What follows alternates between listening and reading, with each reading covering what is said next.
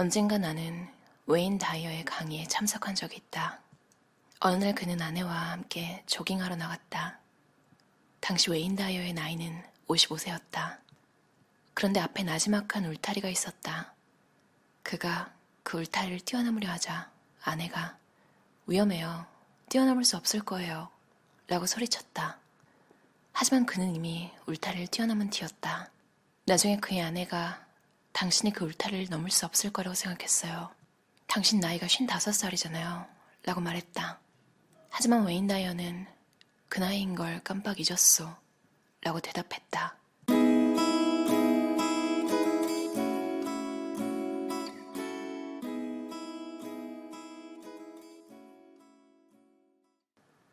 나이에 맞게 살아야 한다는 것. 당신이 당신의 나이를 모른다면 대체 어떤 기분일까? 20살, 17살, 95살 또는 5살인 기분일까? 당신이 나이를 모른다면 어떻게 반응해야 하는지를 어떻게 판단하겠는가?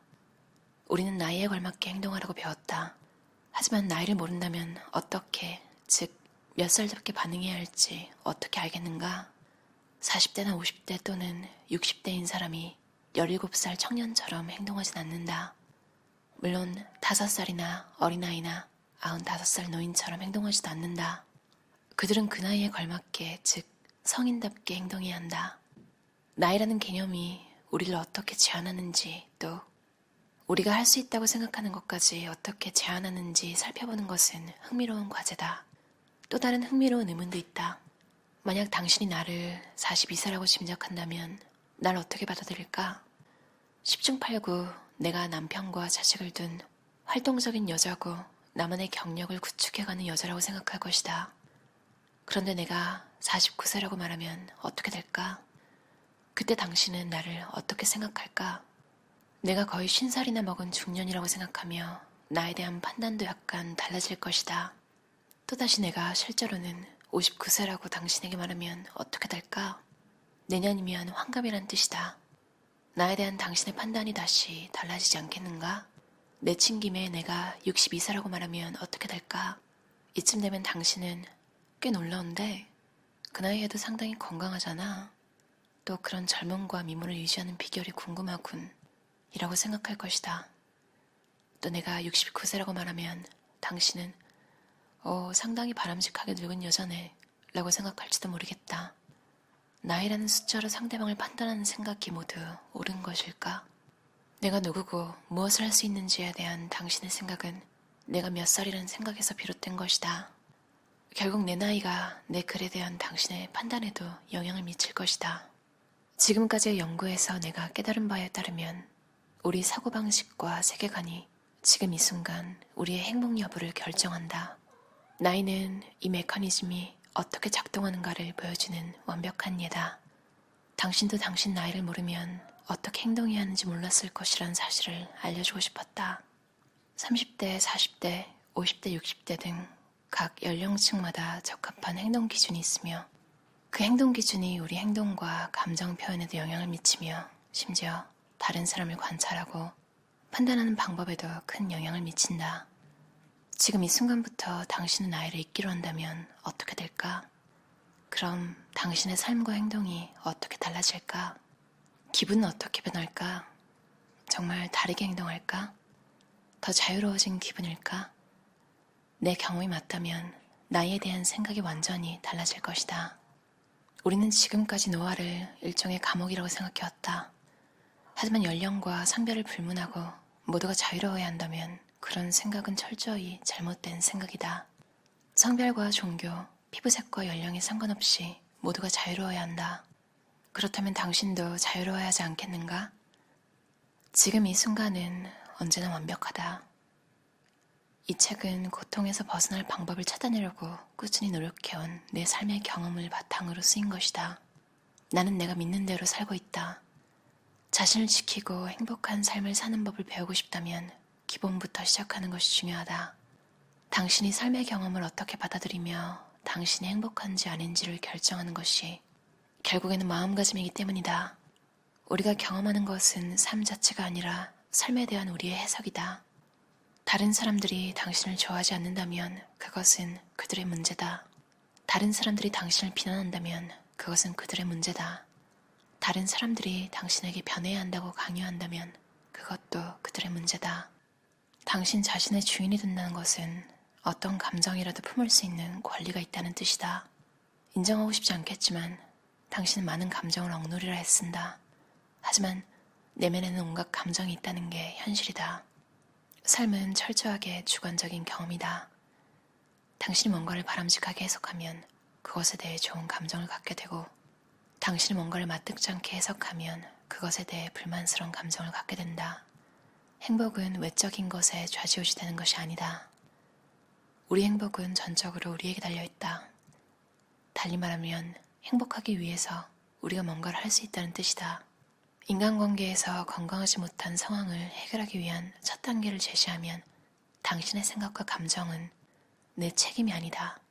그것은 전적으로 당신이 책임질 몫이다. 물론 내 생각과 감정도 당신 책임이 아니다. 내 생각과 감정을 책임질 사람은 바로 나 자신이다. 그것은 전적으로 내가 책임질 몫이다 라는 말을 마음속에 깊이 새기는 것이다. 상대를 통제해야겠다는 생각을 버려야 상대가 어떻게 행동하든 개의치 않게 된다. 상대를 통제해야겠다는 생각을 버려야 당신의 행복을 위해 당신이 할 수 있는 일에 전념할 수 있다. 당신만이 당신을 행복하게 만들 수 있다. 정말 신나지 않은가? 당신만의 힘으로 얼마든지 이뤄낼 수 있는 목표다. 자신의 능력을 강화하고 현실의 본질을 직시하면 진정으로 해방될 수 있는데 왜 자신만이 아니라 다른 사람에게도 족쇄를 채우려 하는가?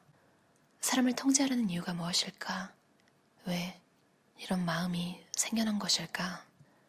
당신의 행복이 어떤 식으로든 그 사람의 생각이나 행동에 영향을 받는다고 생각하기 때문에 그 사람을 당신의 뜻에 맞춰 통제하려는 것이다. 인간관계에서 당신이 자주 화를 내거나 다툰다면 당신의 믿음 체계를 꼼꼼히 살펴보기 바란다. 당신의 믿음이 불필요한 분노와 원망의 원인인 경우가 적지 않기 때문이다. 원만한 인간관계를 위한 자기만의 조건을 갖는다고 나쁠 것은 없다. 그러나 상대에게 그 조건들을 미리 알려야 한다. 상대의 마음을 꿰뚫어보는 독심술사는 없기 때문이다. 적어도 아직까지는. 인간관계로부터 기대하는 것과 인간관계를 유지하는 조건에 관련해서 마지막으로 지적하고 싶은 것은 그런 기대와 조건이 행복한 삶을 영위하고 좋은 관계를 유지하는데 정말 중요한 것인지 진지하게 의문을 품어보라는 것이다. 그러면 대부분의 조건과 기대가 행복한 삶과 별다른 관계가 없다는 걸 깨닫게 될 것이다. 이런 깨달음이 있을 때 동반자가 있든 없든 간에 당신은 지금 꿈꾸는 행복을 훨씬 쉽게 경험하게 될 것이다. 누구와도 좋은 관계를 맺고 싶다면 건강한 경계를 지키는 게 중요하다. 배우자와 자식, 어머니와 아버지, 친구와 직장 동료 등 누구와의 관계에서도 마찬가지다. 건강한 경계를 지키면 나는 나고 상대는 상대라는 걸 이해하게 된다. 요컨대 누구나 그 자리에 본연의 자신으로 존재할 권리가 있다는 걸 깨닫게 된다. 누구에게나 혼자 힘으로 선택하고 자신의 생각과 말과 행동의 결과를 경험할 권리가 있다는 뜻이다. 건강한 경계를 지킬 때 우리는 이런 원칙을 깨닫고 누구에게나 자신에게 적합한 방식으로 존재하며 행동할 권리가 있다는 사실을 존중하게 된다. 당신이 누군가에게 조언을 특별히 구한 것도 아닌데 그가 당신에게 어떻게 생각하고 어떻게 말하고 어떻게 행동해야 한다고 말한다면 그는 당신의 경계와 권리를 존중하지 않는 것이다. 상대의 경계를 존중하지 않는 사람은 대체로 두 부류로 나뉜다. 하나는 경계라는 개념 자체가 없는 사람들이다.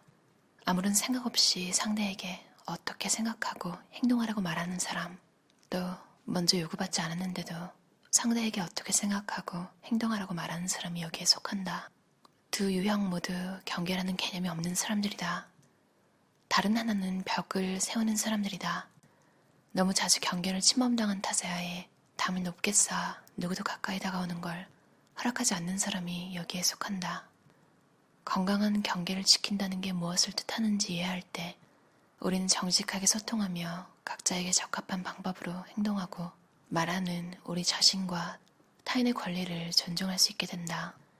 우리에게는 자신의 행동과 감정을 판단하고 그 시작과 결과가 자신에게 미치는 영향에 대해 스스로 책임질 권리가 있다. 우리에게는 우리의 행동이 옳다는 것을 굳이 설명하거나 변명하지 않을 권리가 있다. 우리에게는 모르겠다라고 말할 권리가 있다. 우리에게는 다른 사람의 선의에 좌우되지 않고 그 선의를 거부할 권리가 있다. 우리에게는 나와는 상관없다라고 말할 권리가 있다. 어떠셨나요? 바바라 버거의 하마터면 행복을 모르고 죽을 뻔했다. 강주원 번역가가 옮기셨고요. 나무생각 출판사에서 나왔어요. 60년대 말과 70년대 초부터 고통에서 벗어나는 효과적인 방법을 찾아낼 연구를 시작했대요. 처음에는 음식이 정신과 육체의 건강에 미치는 역할에 대해 관심이 많았고, 근데 그것만으로는 부족하다는 걸 느꼈대요. 그래서 심리학을 공부하기 시작했대요. 근데 바바라 버거가 심리학에서도 답을 찾을 수 없어서 연구 범위를 마음의 과학, 형이상학을 공부하고 결국에는 이제 영성에까지 발을 들이게 됐대요. 그래서 그런지 되게 쉽게 쓰여진 듯 하면서도 내용이 되게 영적인 느낌을 주는 자기계발서? 그런 걸 읽는 느낌도 났어요. 예를 들면 그들은 죽음을 슬픈 것, 질병을 고통스러운 것, 이혼을 비극적인 것이라 생각한다. 하지만 죽음은 죽음일 뿐이고 질병은 질병일 뿐이며 이혼은 이혼일 뿐이다. 어떤 사건에도 감정이란 것은 내재되어 있지 않다. 약간 그런 느낌 나죠. 누군가 가까운 사람이 돌아가셨을 때 울고 슬프고 다시 못 볼까봐 괴롭고 이런 게 정말로 냉정하게 따져보면 상당수가 내가 그 사람이 필요한데 내 곁에 지금 없기 때문에 내가 고통받는다. 어떻게 보면 다 나를 향한 거잖아요. 슬프지 않다는 건 아니지만 이게 다 어떻게 보면 약간의 이기적인 생각도 있구나 이런 걸 생각하면 슬픔에서 조금 빠져나오기가 더 수월한 것 같기도 해요. 잔인하지만 현실을 좀 바라본다고 해야 되나요? 이혼 같은 것도 막 이혼해서 너무 행복해. 정말 벗어나서 다행이야. 이렇지만은 않을 거잖아요. 사실 어떻게 보면 이 책을 읽으면서 생각한 게 참 고통을 안 느낀다는 건 어떻게 보면 희로애락을 줄이는 건가? 이런 생각이 들기도 하고요. 여기서 아까 제가 읽은 부분이 있잖아요. 그러니까 상대방한테 뭔가를 원하는 건 괜찮은데 미리 말을 하고 그리고 더 나아가서는 곰곰이 생각해보라고. 그게 정말 필요한 건지. 근데 그렇게 따지면 세상에 정말 최소한으로 먹고 자고 이런 거 외에 해야 될 일이 있을까요? 그 부분 읽으면서 이게 분명히 마음이 편해지는 방법은 맞지만 전 이렇게까지 덤덤하고 수도승 같은 삶을 살 수는 없을 것 같다 이런 생각했어요. 저는 좀 재밌는 게 있는 게 좋고 주변 사람들도 서로 그런 걸 좀 챙기고 이벤트도 만들고 이런 게 더 좋은 것 같아요. 아니신 분들도 많겠죠. 왜냐면 그런 분들이 존재하니까 이벤트를 좋아하는 사람들이랑 만약에 친해졌을 때 서로에 대해서 잘 모르면 갈등이 생기잖아요. 정말 이렇게 살 수 있다면 마음은 정말로 편할 것 같아요. 왜냐면 세상 어느 누구한테도 바라는 게 하나도 없을 것 같다는 생각을 했거든요. 이렇게만 살 수 있다면.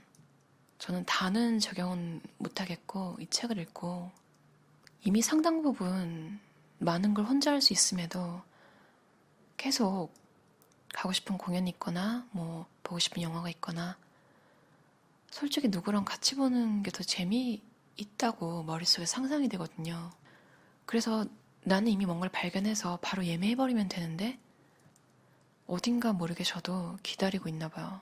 이걸 같이 볼 친구가 있으면 좋겠다. 더 재밌을 텐데. 근데 그걸 기다리고 희망을 갖고 그런 것도 어떻게 보면 또 고통이더라고요. 이 책 읽고 결심한 게 밴드 오아시스의 다큐멘터리 영화가 9월 23일에 전 세계에 개봉하거든요.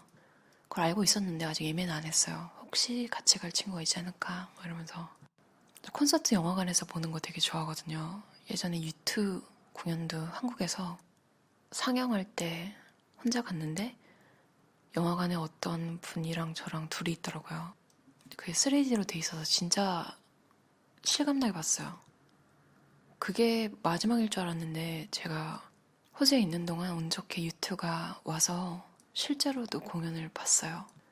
그때 오프닝이 오아시스의 노래 길러거였는데 오아시스 다큐멘터리를 영화관에서 볼 생각하니까 좋더라고요. 그리고 제가 끝쪽에 읽었던 문장 있잖아요. 우리에게는 다른 사람의 선의에 좌우되지 않고 그 선의를 거부할 권리가 있다. 약간 우리나라에도 심리 조종자를 말하는 그런 단어들 있잖아요. 뭐 가스라이팅 하는 사람도 있고 나르시시스트 뭐 그런 것처럼 요즘에는 이네이블러라는 단어가 많이 쓰이더라고요. 그게 도와달라고 안 했는데 굳이 도와주면서 대가를 바라는 사람일 수도 있고요. 아니면 밥 사줄게 한번 보자. 바빠도 제발 시간 좀 내줘. 뭐 이런 식으로 해서 겨우겨우 시간 내서 밥을 먹는데 자기가 돈 낸다는 걸 너무 강조하더니 야 다음엔 네가 좀 사. 라던가 뭐 그런 사람 있잖아요. 만나면서 좀 되게 이상한. 누가 들으면 뭐 그 사람 자주 만나고 항상 얻어먹는 사람인 줄 알겠죠. 아니면 이런 사람도 있을 것 같아요. 사무실에 진짜 먹기 싫은 맛없는 음식을 자꾸 가져와서 나눠주는데 아니 뭐 유통기한이 지난 걸 수 있어요. 그런 사람들의 특징은 뭔가 되게 쓰레기 같은 걸 나눠주면서 아 괜찮습니다 거절했는데도 아예 아니야 이거 아무것도 아니야 이렇게 해서 주고 나중에 뒤돌아서서는 며칠 있다가 아니 사람들은 왜 받기만 하고 돌려줄 줄 몰라? 이런 사람인 거죠. 딱히 이만큼만은 아니고 의존하게 해서 그걸로 자존감을 채우면서 살아가는 사람일 수도 있고요. 아무튼 이 문장 하나가 그런 사람들 딱 떠오르게 했어요. 여러분도 원치 않는 선이 누군가 제공을 하려고 한다면 싫다면 거부해도 돼요. 그리고 그 사람을 잘 모를 때는 오히려 정말로 거부하는 게 나을지도 몰라요. 이 책에서 말했듯이 너무 벽을 쌓는 것도 좋지 않지만 약간의 텀을 두고 지켜보는 건 괜찮은 것 같아요. 마음을 열기 전에. 아무튼 나이 얘기로 시작해서 선을 지키는 것까지 이야기가 됐는데요. 저는 사실 20대 때랑 똑같이 살고 있어요. 심지어 10대 때랑 마음속이 그대로인 것 같아요. 심지어 생활하는 스타일도 되게 비슷해요. 그리고 어떻게 보면 여러분도 좀 그런 거 있지 않나요? 유치원 시절에 좋아했던 문이나 그런 거 아직도 좋아하고 있으신 분 있죠? 저도 그렇더라고요. 처음에 나왔던 웨인 다이어의 이야기처럼 나이라는 것에 너무 연연하지 않고 하고 싶은 거 있으면 다 하셨으면 좋겠어요. 그럼 오늘도 들어주셔서 감사합니다. 편안한 저녁 시간 보내세요.